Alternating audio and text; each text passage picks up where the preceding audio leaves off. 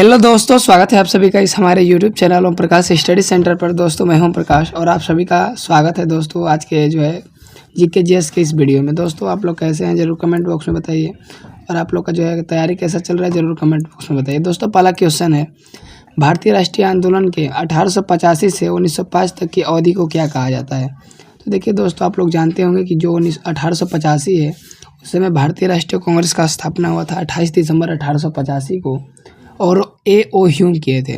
वहीं बात करिए दोस्तों 1905 में, तो आप लोग जानते होंगे कि जो बंगाल का विभाजन हुआ था लॉर्ड कर्जन के समय में। तो दोस्तों इस तरह इसको दोस्तों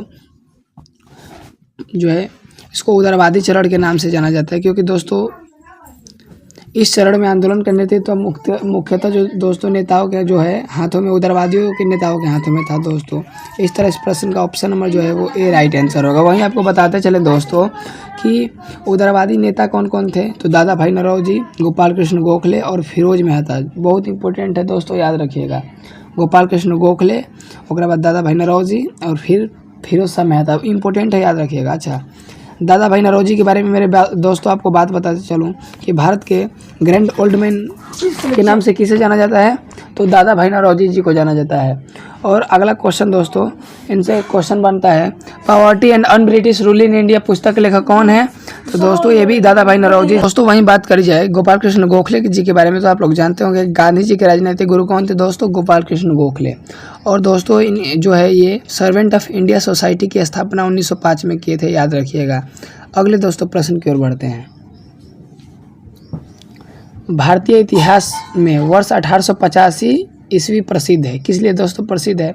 तो आपको मैं बताते चलूँ दोस्तों कि जो भारतीय राष्ट्रीय कांग्रेस की स्थापना के कारण ये प्रसिद्ध है, यानी ऑप्शन नंबर वो ए राइट आंसर होगा। वहीं आपसे बात करिए दोस्तों कि देखिए पलासी का युद्ध कब हुआ था दोस्तों। तो पलासी का युद्ध दोस्तों सिराजुद्दौला और ब्रिटिश सेना के बीच हुआ था 23 जून 1757 में दोस्तों।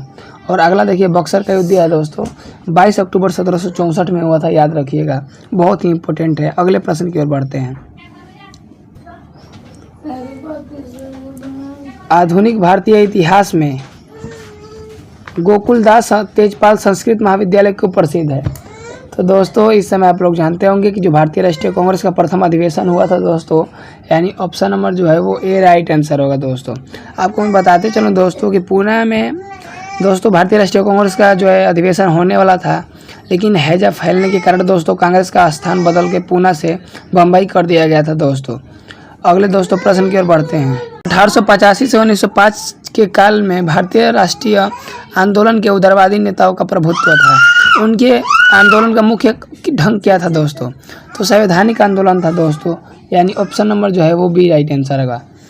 भारतीय राष्ट्रीय कांग्रेस की पहली बैठक किस शहर में हुई थी।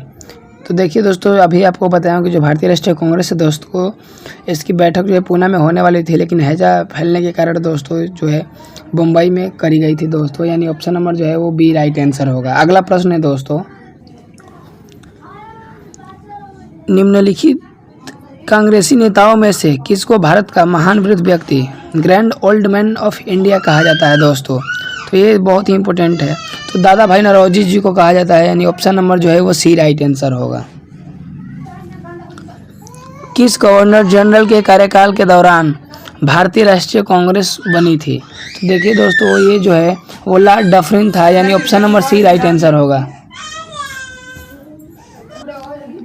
आगे दोस्तों आपको मैं बताते चलूँ कि देखिए लॉर्ड विलियम बेंटिक दिया दोस्तों, इसी के समय में भारत में सती प्रथा का अंत हुआ था 1829 में, याद रखिएगा। राजा राम मोहन राय जी के सहयोग से। अगला है लॉर्ड कर्जन, इन्हीं के समय दोस्तों बंगाल विभाजन हुआ था 1905 में, और याद रखिएगा बहुत इंपॉर्टेंट है। भारतीय विश्वविद्यालय अधिनियम 1904 किस वायसराय के काल में पारित किया गया था। तो देखिए दोस्तों ये भी लॉर्ड कर्जन के समय में पारित हुआ था, यानी ऑप्शन नंबर वो बी राइट आंसर होगा।